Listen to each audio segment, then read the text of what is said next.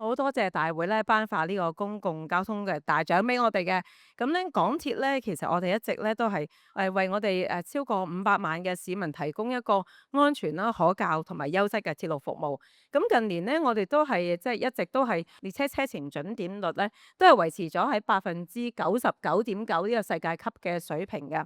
咁而近年我哋都係積極咁樣運用創新科技啦。如果大家有留意嘅咧，我哋其實喺我哋嘅車站引入咗一個即係越嚟越多功能嘅虛擬服務大使 AI Tracy，就為各位乘客咧提供一個更加之優質嘅服務。近年咧亦都係即係會積極咁樣咧去投資我哋嘅新線路啦，去加快我哋咧加速咧去興建我哋嘅新鐵路，同埋咧繼續去更新我哋嘅資產。